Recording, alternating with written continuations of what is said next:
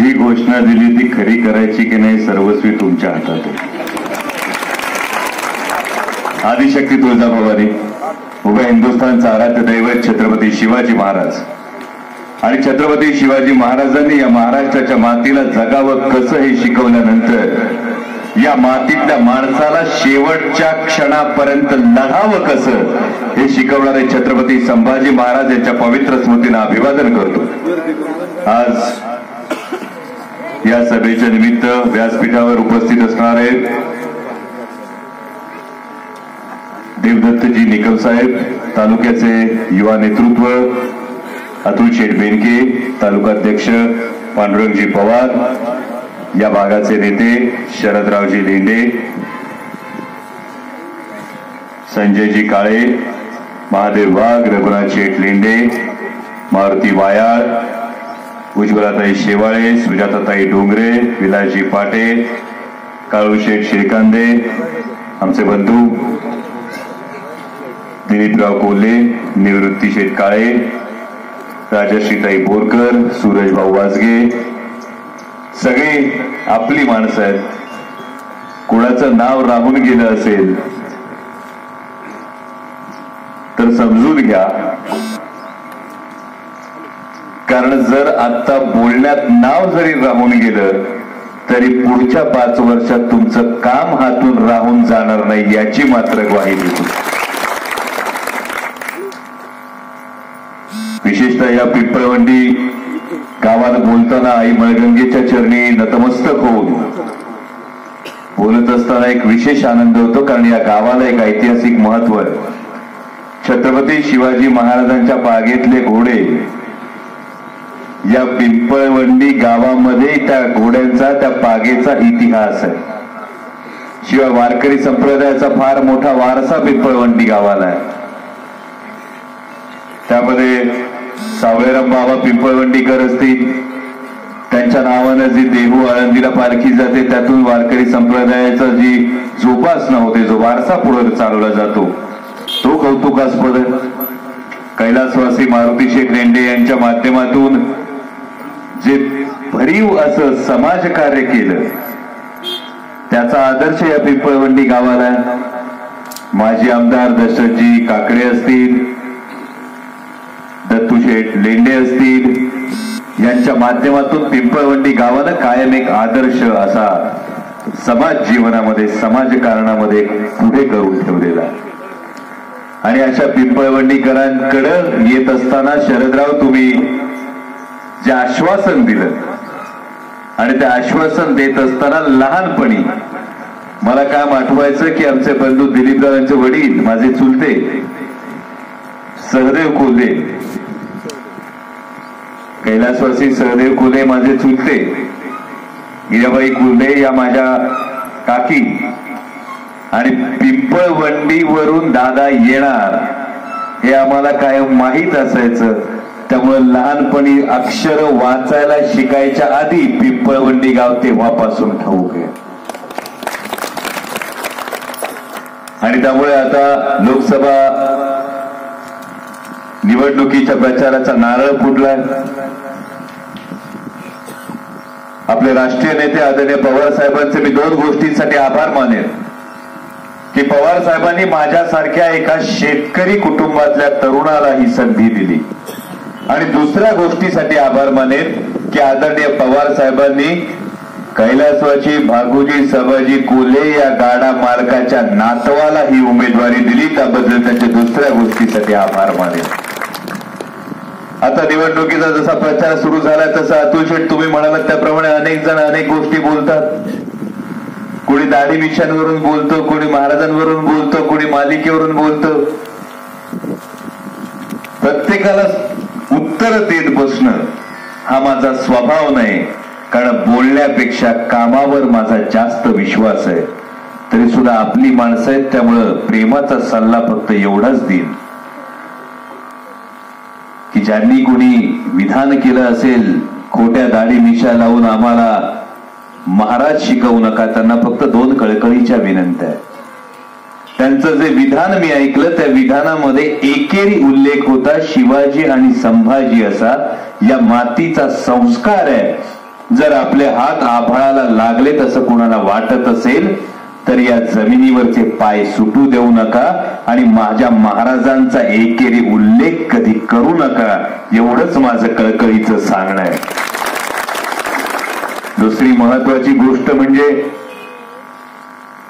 जर तुम्हाला कोणाला वाटत असेल की खोट्या दाढ्या मिशा लावल्या म्हणजे महाराज आणि संभाजी महाराज साकारता येतात, तर विचार करा, प्रयत्न करून बघा.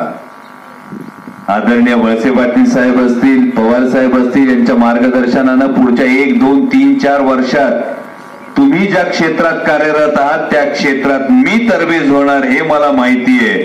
मी ज्या क्षेत्रात कार्यरत आहे त्याविषयी उगाच बोलू नका. पुढची 5 काय 25 वर्ष घेतली तरी तुम्हाला साकारता येणार नाहीत महाराज. कारण परवाची एक महत्वाची गोष्ट घडली. मगाशी अतुल शेठ म्हणाले मालिकेविषयी, म्हणाले मगाशी काळू शेठ म्हणाले मालिकेविषयी की आनंदाची बाब आहे जर आदिवासी भागात सुद्धा, आदिवासी पट्ट्यात सुद्धा स्वराज्य रक्षक संभाजी मालिका पाहिली जात असेल, तिथल्या तरुणांसमोर, तिथल्या पुढच्या पिढीसमोर जर हा इतिहास मांडला जात असेल तर समाधानाची गोष्ट आहे. पण हे पहिल्यांदा घडत होतं. आपल्या दुसऱ्या छत्रपतींचा इतिहास हा महाराष्ट्रातच नाही, हिंदुस्थानातच नाही तर जगाच्या 128 देशांमध्ये पोहोचवण्याचं काम या मालिकेच्या माध्यमातून मी नाही, आमची संपूर्ण टीम करते. आणि असं असताना काहींच्या पोटात दुखायला लागलं आणि निवडणूक आयोगाकडे तक्रार करण्यात आली की स्वराज्य रक्षक संभाजी मालिका बंद करा. ज्यांनी कोणी तक्रार केली त्यांचं मी खरोखर मनापासून धन्यवाद मानतो. अशासाठी धन्यवाद मानतो की आतापर्यंत महाराजांचं नाव घेऊन राजकारण करणाऱ्यांचे खोटे ढोंगीपणाचे बुरखे त्यांनी टराटरा ही तक्रार करून फाडलेत, त्यासाठी धन्यवाद मानतो. आणि आज संपूर्ण जनतेमध्ये, महाराष्ट्रामध्ये एक रोष निर्माण झालाय. हा एक प्रयत्न होत होता. मालिका आणि राजकारण या 2 वेगळ्या गोष्टी असताना ही तुम्ही गल्लत केली आणि जो इतिहास 128 देशांमध्ये पोहोचवण्याचा प्रयत्न होत होता त्याला नख लावण्याचा जर प्रयत्न करणार असाल तर महाराष्ट्र माफ करणार नाही, ही गोष्ट लक्षात घेतली पाहिजे. त्यामुळे इतरांवर टीका करण्यापेक्षा फार महत्वाच्या गोष्टी आहेत. माझ्यावर कोणी काही बोलू द्या, त्याला उत्तर देऊ नका माझ्या भावांनो. वैयक्तिक अमोल कोल्हेवर कोणीही काहीही टीका केली तरी माझ्या तरुण बांधवांना, माझ्या माता भगिनींना माझी विनंती आहे की त्यांना उत्तर देऊ नका. कारण अमोल कोल्हेवर टीका करून शिरूर लोकसभा मतदारसंघातले प्रश्न सुटणार नाहीत. जर अमोल कोल्हेवर टीका करणार असाल तर अमोल कोल्हेवर टीका करून सांगा, अमोलवर टीका केली म्हणून वाहतुकीचा प्रश्न सुटणार आहे? सुटणार आहे? अमोल कोल्हेवर टीका केली म्हणून कांद्याचा भाव मिळणार आहे? अमोल कोल्हेवर टीका केली म्हणून इथे एखादं सुसज्ज रुग्णालय होणार आहे? मग तरी उलट विचारतात, हे कोण आम्हाला प्रश्न विचारणारे? तर त्या सन्माननीयांना सांगतो, विचारणार. एकदा नाही, 10दा नाही, 1000दा प्रश्न विचारणार. कारण आम्ही मतदार आहोत इथले, आम्ही तुम्हाला मतदान केलंय, त्यामुळे आम्हाला नैतिक अधिकार आहे तुम्हाला प्रश्न विचारण्याचा की 15 वर्षात काय काम केलंय. मध्यंतरी एका टीव्ही चॅनलने दिलेली मुलाखत ऐकली मी. 14,000 कोटींची कामं. माझं खरंच विनम्र आवाहन आहे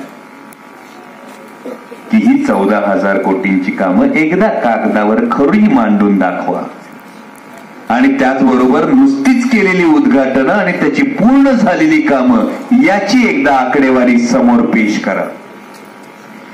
खासदार निधी मिळतो 5 कोटी, 5 वर्षांचा निधी झाला 25 कोटी. शासनाच्या वेबसाईटवर सगळी आकडेवारी उपलब्ध आहे. सन्माननीय विद्यमानांनी गेल्या 5 वर्षांमध्ये वापरलेला निधी आहे 17.5 कोटी, 16.5 कोटी. 8.5 कोटीचा निधी वापरलाच गेलेला नाही आणि हे सांगतात मी एवढा मोठा विकास केला.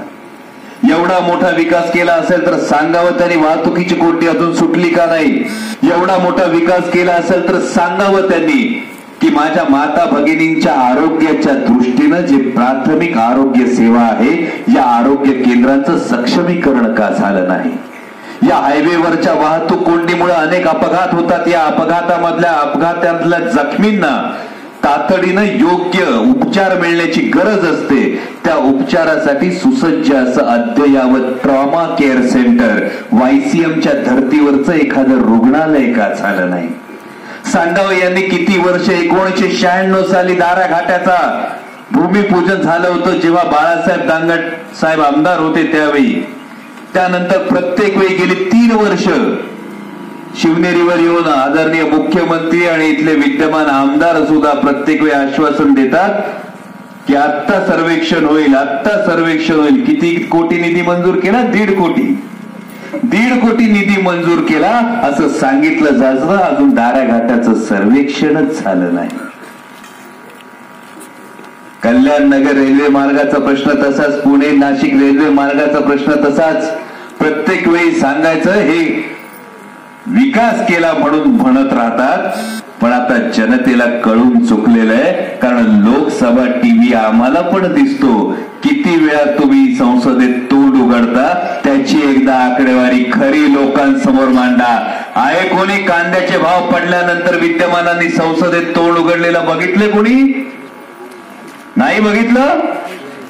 पण आपणच बघितलं होतं जेव्हा कांद्याचे भाव कडाडले होते तेव्हा कांद्याचे भाव पाडा असं सांगण्यासाठी गळ्यात कांद्याची माळ घालून गेले होते. हे विसरू नका. शेतकऱ्यांचा कैवारी म्हणतात ही तुम्हाला मतदारसंघाची जाण आहे. ज्यावेळी भाव थोडासा चांगला वाढतो ही आतापर्यंत आपली समजूत होती. पण यावेळी कांद्याचा भाव गडगडला. का गडगडला? तर या सरकारनं इजिप्त आणि पाकिस्तान मधून कांदा आयात केला. तुमच्या भागातला शेतकरी कांदा उत्पादक, तुमच्या भागातल्या शेतकरी कांद्याच्या पिकावर आस लावून बसलेला आहे. का नाही तोंड उघडलं तुमचं सरकारमध्ये? का नाही तोंड उघडता आलं तुम्हाला संसदेमध्ये? या सगळ्या प्रश्नांची उत्तरं तुम्हाला या निवडणुकीत मागायची. गेल्या 15 वर्षात ज्या काही भूलथापा झाल्या, गेल्या 15 वर्षात जी बैलगाडा मालकांची 2013 नंतरच्या बंदीनंतर जी काही ससे होलपट करण्यात आली, प्रत्येक वेळी दिशाभूल करण्यात आली, तरुणांना रोजगार देण्याच्या दृष्टीने मगाशी तुम्ही सांगितलं काळूशेठ, वाईट वाटतं लोकशाहीमध्ये कोणाच्या तरी दरबारात जावं लागतं याच.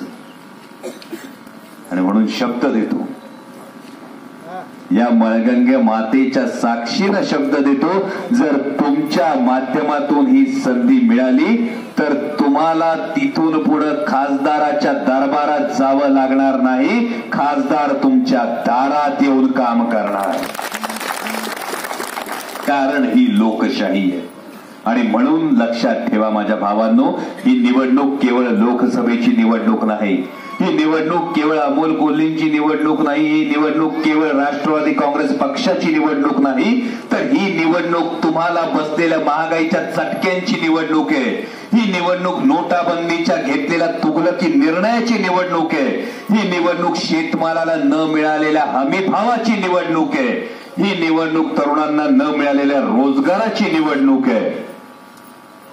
त्यामुळे 29 एप्रिलला मतदान करताना एकच प्रश्न मनाला विचारा, या सगळ्या गोष्टींमध्ये तुम्हाला लोटणाऱ्या आणि गेली 15 वर्ष भूलथापा मारणाऱ्या माणसाला तिथं उभं करायचं, की ज्या माणसानं तळमळीनं शेतकऱ्यांच्या विकासाचा, शेतकऱ्यांच्या शेताला मिळणाऱ्या पाण्याच्या प्रश्नाचा ध्यास घेतल्या, त्या आदरणीय पवार साहेबांच्या बाजूच्या माणसाला, आपल्या मातीतल्या आपल्या नजरेसमोर लहानाचा मोठा झालेल्या माणसाला संसदेत पाठवायचं हे तुम्ही ठरवायचंय.